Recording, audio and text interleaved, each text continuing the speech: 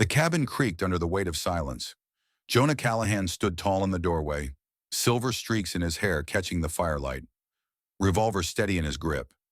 Smoke curled around him like ghosts of the past he thought he'd buried. Beside him, Ruth Marlowe, bruised but unbroken, held a single lit match dangerously close to a thick envelope. It held names, dates, proof of betrayal at the highest level.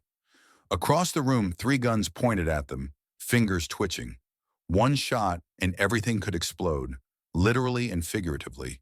10 years he'd run from the world. Now it had come clawing to his door. But this time, he wouldn't run. Because this time, justice had a name. And it was Ruth. The smell of smoke still lingered in Jonah Callahan's cabin long after the shouting stopped. The match had burned out. The guns had been lowered, at least for now, but the tension hadn't gone anywhere. It clung to the walls like soot, settled into the grain of the floorboards he'd nailed down himself a decade ago. And in that heavy silence, as Ruth Marlowe stood watching the door, Jonah retreated, not in body, but in memory. It had been 10 years since anyone had stood beside him in a fight. 10 years since he'd heard his name spoken with urgency instead of hatred. 10 years since he'd believed he was still the kind of man who could stand for something, rather than just survive. Back then, they called him Marshal Callahan, a badge on his chest, a promise in his hand. He rode through lawless towns and crooked courts with Elena Royce waiting at the end of every day.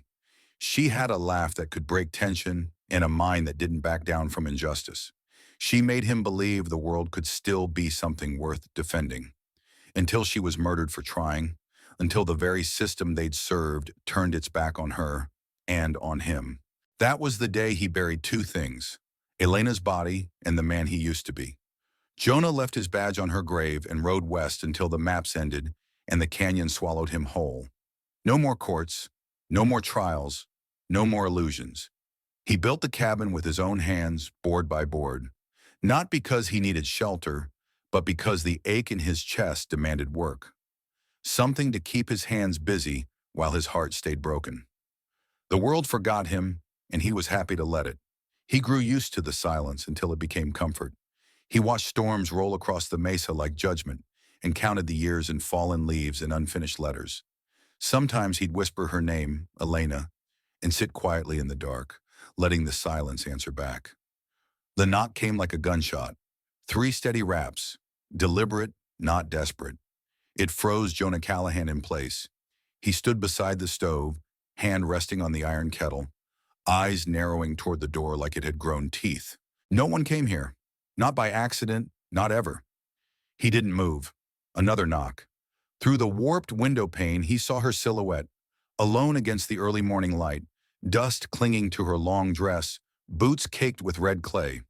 She stood with a stillness that didn't match her journey, like she'd been there a lifetime, like she was willing to wait another. "I know you're in there," the woman said. Her voice, though muffled by wood, was low and unafraid.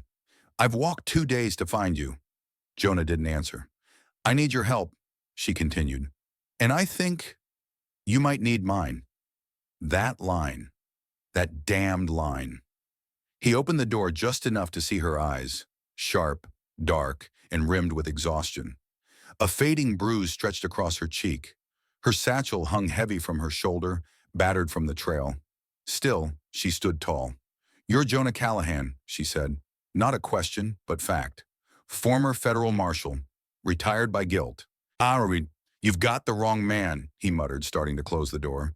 She wedged her boot between the frame. Bold, foolish, familiar. "You lost someone once," she said. "I lost someone too. My husband, 6 months ago. Shot in the back 3 hours after we took that photo." She pulled a worn photograph from her satchel. She in a white dress, him in a suit, both smiling, not knowing it was the last day they'd ever have. "I'm sorry," Jonah said low. "No, you're not. You don't even care yet." Her words hit like splinters. She stepped back, allowing him to see the full weight she carried. Not just the satchel, but the hunted look in her eyes. The kind of look a soul wore when truth put a target on its back. "I know who you were, Marshall," she said quietly now, "and I need you to be that man again." Red Rock had always been a town with 2 faces, one for the law and one for the men who paid to ignore it.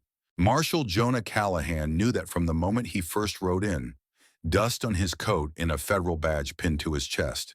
But he believed he could make a difference. He always believed that, back then. It started with a simple call for help. A rancher named Thaddeus Kane, his wife Anna, and their young daughter were being threatened by Lyle Brogan, a local cattle baron who fancied himself untouchable. Jonah had seen the bruises on Anna's arms himself, had looked into the little girl's eyes and promised her father, "They won't hurt you again." So he arrested Brogan, hauled him straight out of the saloon by the collar in front of half the town. It should have been the start of justice. But instead, it was the beginning of the end. By sundown, the mayor came knocking. The sheriff, too. Both asking politely, then not so politely, to let Brogan go. "He's a friend to this town," they said. "Donates to the church. Helps keep the miners employed." Gunrum, they said justice wasn't worth stirring up trouble. Jonah refused. The next morning, Brogan was out on bail, arranged by Judge Whitmore himself. The Kane family's barn mysteriously burned down that night. 2 days later, they vanished. No trace, no witnesses, only silence. And when Jonah demanded answers, the town gave him stares, cold ones, the kind that make a man realize he's standing alone. They didn't want a lawman. They wanted peace, even if it meant surrendering to fear. Jonah turned in his resignation the next morning, rode out with nothing but the badge in his pocket and the taste of betrayal in his mouth. He remembered standing at the county line, staring back at Red Rock as the sun rose behind it. The light made the town look almost honest. But he knew better. Sometimes the badge doesn't protect the innocent. Sometimes it protects the guilty. Jonah stared at the satchel Ruth had set on the table like it was a loaded weapon. Inside wasn't gold or money or a gun. It was worse. Truth. The kind of truth men killed for.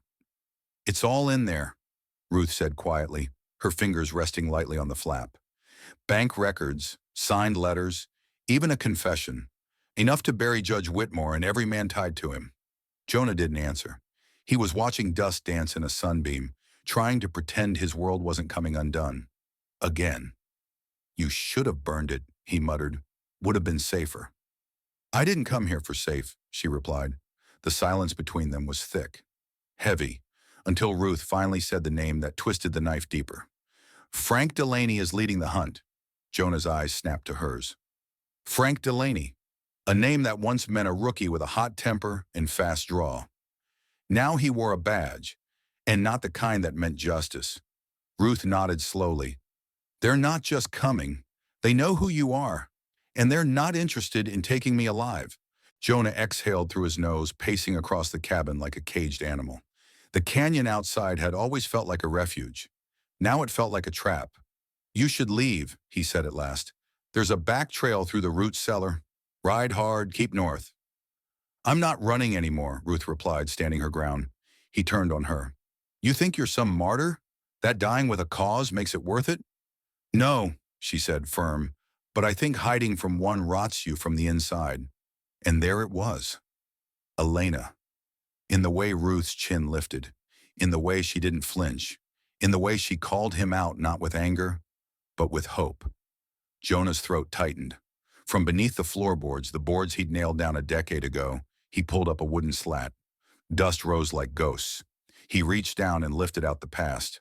A cracked leather gun belt, a tarnished federal marshal's badge, and a Colt he hadn't touched in 10 years. Justice cost him everything once. But this time, maybe silence would cost even more. Ash Hollow was a dust-blown speck on the map, barely a town at all. One saloon, a church that doubled as a schoolhouse, and a crooked general store owned by a man who saw every secret worth selling. That's where Mary came to find him. She was no more than 30, with a baby on her hip and a boy not yet 10 clinging to her skirt. Her husband had died in a mining collapse the year before. Since then, her land had been circled like vultures by a man named Carter Sloan, a man with deep pockets and a mean streak. She said he came by at night, said he made promises, threats, that he wasn't going to ask again. "Please, Marshal," she'd said, her voice barely above a whisper. "Just let him know you're watching." Jonah had been tired, burnt from a week of chasing raiders and burying men whose names he barely had time to learn. He told her he'd ride out in a day or two, told himself it was probably nothing, just fear talking. 3 days later, they were found in their burned-out cabin. Mary, her daughter, her son, all three, gone. And Carter Sloan? He claimed he was out of town. No one proved otherwise, no one tried. Jonah didn't speak at the funeral, didn't even take off his hat. That night he rode to the river that carved through the cliffs west of Ash Hollow and stood there until the sun bled red across the water. He pulled off his badge, stared at it in his palm, still bright, still clean, and threw it as far as his arm could manage. The splash was small, the silence afterward, enormous. Some ghosts don't leave, even when you bury them deep. And now Ruth stood in front of him with the same fire Mary had carried, the same look in her eyes, the same plea underneath every word. Don't wait this time. Don't let another man like Sloan win. The canyon suddenly felt too familiar, like history was giving him one last chance to answer the knock, before silence claimed another name. They sat across from each other at the kitchen table, the only light in the room coming from the flickering oil lamp between them. Jonah hadn't said much since pulling his old badge from the floorboards, but Ruth could see the weight settling on his shoulders again. Guilt had a way of crawling back into a man's bones when he tried to stand up straight. So she spoke first. I met Thomas at the courthouse, she said softly, eyes fixed on the flame. He was a clerk. Quiet, too smart for the job they gave him, too honest to play dumb. Jonah didn't interrupt. He started seeing things. Documents that didn't match, case outcomes that didn't make sense, names showing up over and over again in places they shouldn't have, bribes, fixes, all leading back to Judge Whitmore. Her voice didn't tremble, but Jonah noticed her hands tightening around her teacup. We decided to marry in secret, just a quiet ceremony, no guests. We thought it would protect us. She looked up now, eyes burning through the shadows. 3 hours after the vows, he was dead. Shot in the back outside our boarding room. They said it was a robbery. Took nothing but his satchel. He had it with him. The evidence. Jonah leaned forward, silent, but fully listening now. I didn't go to the law, because the law is what killed him. I packed what little I could find that night. Copies Thomas had hidden. I've been running ever since, never staying in one place too long, always looking over my shoulder. She paused, then laid her palm flat against the table. I could have burned it all, moved on, pretended none of it happened. But then what was the point of his death? A moment passed before she spoke again, this time firmer, more like a vow than a confession. He died trying to fix what others ignored. I won't let that die with him. Jonah studied her, the strength in her voice, the resolve in her eyes. She wasn't asking to be saved. She was asking him to stand beside her. And for the first time in years, something in him stirred. The courtroom had smelled like oak polish and smoke that day, the kind of smoke you couldn't see, only feel in your lungs. Jonah remembered standing tall in his marshal's coat, boots dusty from the road, his prisoner in chains beside him. Judge Marcus Layton, a federal judge, a man who dined with governors, held power with a handshake, and passed sentences with the flick of a pen. And Jonah had caught him red-handed. Letters, bank transfers, false acquittals for killers and thieves who paid enough to walk free. He brought the evidence, gave his testimony, and waited. But the ruling never came. They dismissed the case, claimed procedural errors, said the judge had temporary political immunity pending a special hearing. That hearing never happened. Later that night, Jonah was pulled into a back room by 2 senior marshals. One of them had taught him how to shoot. The other had stood beside him at Elena's engagement party. Drop it, Callahan, they told him. You did your part. Let Washington sort the rest. He remembered looking them both in the eye and seeing the truth. They weren't asking. They were warning. Jonah didn't drop the case, but he did pause, just long enough to ride home and tell Elena he was going to keep pushing, even if it cost him his job. She had smiled, proud and steady as always. You fight your fight, she'd said, brushing dust off his jacket, and I'll stand right beside you. She never got the chance. The ambush came 2 days later, broad daylight. A single rider on a black horse waiting outside their cabin with a telegram. Elena stepped out the door first. One shot. Jonah got there seconds too late. The rider vanished. No witnesses, no justice. And Judge Layton, he disappeared into retirement. Took his secrets with him. That was the moment Jonah knew. Justice didn't die because of evil. It died because of fear, because good men were told to be quiet, and they listened. Jonah hadn't just lost Elena, he'd lost himself, until Ruth Marlowe showed up with the same fire in her voice and gave him one final shot at redemption. The sun was still climbing when Jonah heard the first sound of hooves. Slow, deliberate, like a warning. He stepped onto the front porch, revolver holstered at his side, the old marshal's badge pinned once again to his chest. Tarnished but unmistakable, the leather creaked against his ribs like it remembered what it meant to be worn. At the top of the ridge, 3 riders appeared through the dust. Frank Delaney was easy to spot, still wore his badge like it meant something, still carried himself like a man who'd never lost a fight. The 2 beside him were the kind Jonah had seen too many times before. Mercenaries, bounty men with twitchy fingers and dead eyes. Paid to do damage, not ask questions. Inside the cabin, Ruth stood at the window watching them approach. "They came faster than I expected," she murmured. Jonah didn't look away from the riders. "Men like Delaney don't waste time when they think they smell blood." "You should take the trail out," she said quietly. "Go north. You know these mountains better than they do." He turned, expression unreadable. "You planning to die here?" "I'm not planning anything, but I'm not running either." She stepped closer, placing the envelope, the one holding every truth her husband died for, on the center of the table. Her fingers lingered on it, like it was a tombstone and a torch all at once. "You don't owe me anything, Jonah." He studied her for a long moment. "No," he said finally, "I don't.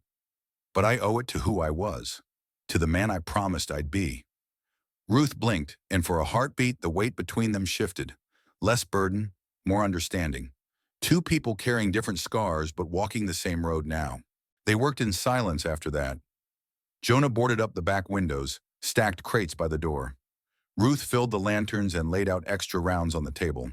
The air was tight with heat and dust, but neither of them seemed to notice. They were building a last stand, and both knew it. When the riders dismounted at the base of the hill, Jonah's hands didn't shake. Not this time. He turned to Ruth, nodded once. "You ready?" She smiled, not fearless, but certain. "Been ready since the day they took him from me." Outside, Frank Delaney raised his voice. "Jonah Callahan, we know you're in there. Hand over the girl and we can talk." Jonah stepped toward the door. His voice, when it came, was calm. "Not this time, Frank." The front door creaked open just enough for Jonah to see Delaney's smirk. "Still playing Marshall, Callahan," Frank called out, voice slick with mockery.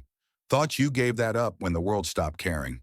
Jonah stepped forward, revolver steady in his hand. "Funny. I could say the same about your badge." Delaney chuckled, but the 2 gunmen flanking him didn't laugh. They were scanning every window, every crack in the log walls. Trained killers, hungry for the signal. Inside, Ruth stood by the hearth, holding a matchbox in one hand. In the other, the thick, battered envelope. She struck the match slowly, the flare casting shadows across her bruised face. Delaney's eyes snapped to the glow. "Careful now," Ruth called, voice calm but sharp. "You take one more step, and all your dirty little secrets go up in flames." The match hovered an inch above the paper. "That's not a bluff," she added. "I've already lost everything." "What's one more fire?" Delaney's grin twitched. "You didn't walk 2 days through the desert just to burn that." "No," she said, voice lowering. "I walked 2 days to see your face when I do." The gunman shifted uneasily, one glance toward Delaney. The other tightened his grip on the trigger. Jonah caught the movement. "Don't," he warned. "You pull, and none of you walk away." Delaney stepped forward, hands raised slightly. "Easy now, Marshal. Let's not get dramatic." But it was too late. The younger gunman, nerves frayed, sweat glistening, twitched. His rifle fired. The shot missed, splintering the doorframe inches from Jonah's head. Jonah moved like lightning. One shot, clean to the chest. The man dropped. The second gunman lunged to the side, rifle raised. But Jonah was already pivoting. 2 shots. One missed. The second didn't. Dust exploded from boots. The body fell hard. Smoke filled the cabin as Ruth struck the match again. And this time, she let it fall. The envelope caught instantly, fire curling its edges. She watched it burn, unflinching. Delaney froze. "You crazy! You wanted the only copy?" Ruth said, eyes blazing. "Should have come faster." But behind her back, her other hand slipped something into Jonah's coat pocket. Not ashes, not evidence. A second envelope. The trap had been sprung. The cabin reeked of gunpowder and ash. Delaney groaned from where he lay, slumped against the wall, blood seeping from the wound in his shoulder. Not fatal. Jonah had made sure of that. The man needed to stay alive. Not for mercy, for the record. Jonah stood over him, revolver still drawn, eyes steady. "Looks like your boys didn't walk away," he said coldly. Delaney spit blood and tried to smirk. "You think this changes anything?" Ruth stepped into view, face streaked with soot but eyes bright and unbroken. "No," she said. "This proves everything." She reached into Jonah's coat and pulled out the second envelope. The real one, untouched by flame. She held it up, then tossed it onto the table beside the still smoking remains of the decoy. Delaney's eyes went wide. You set this up?" Ruth nodded. "I needed witnesses. And I needed a marshal, one with a past they couldn't twist." Jonah holstered his weapon, the badge on his chest catching the firelight. "You baited them," Delaney hissed. "You knew I'd come." "I counted on it," Ruth replied. "The judge's reach is long, but it only works in the shadows. Now, we've got bodies, a wounded deputy, and a federal marshal standing in front of it all." Jonah looked at her, half in awe. "You were willing to risk your life for this." She didn't blink. "So were you. You just forgot why." For a long moment, there was only silence. Then Jonah turned to the window, watching dawn break over the canyon. A soft wind stirred the ashes, and for the first time in years, they didn't sting his eyes. He remembered what it felt like to wear the badge for the right reasons. Not out of pride, not for power, but to protect what others tried to destroy. He looked back at Ruth. "We'll take him in," he said. "We'll testify. Together." Frank Delaney, still slumped against the wall, chuckled through the pain. "You think this changes anything?" he rasped. "The system don't care who bleeds, only who pays." Ruth didn't answer, but her silence said more than a bullet ever could. She nodded. Not as fugitives, not as victims, but as the spark that would light the fire of justice again. Justice doesn't always wear a badge, and silence isn't always safety. Jonah Callahan spent 10 years hiding in the quiet, but it took the courage of a grieving woman to remind him.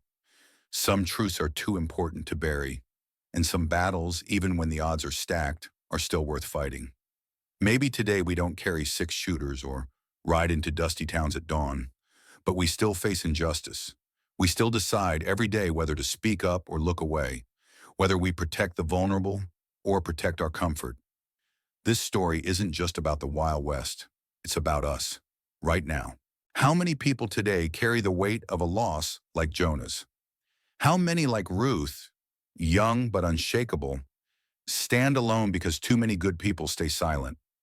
Maybe the better question is, who are we when the knock comes? Are we ready to answer it? We'd love to hear from you. What would you have done in Jonah's place? Do you believe justice still works? Or is it just a word we hold on to? Share your thoughts in the comments below. Your perspective might be exactly what someone else needs to read. If this story moved you, inspired you, or reminded you of someone you love, please like the video, subscribe to the channel, and share it with someone who values stories with heart. Thank you for spending time with us today. And remember, some battles are worth picking up the badge for, even if it's just in your own home, your own town, or your own heart. We'll see you next time.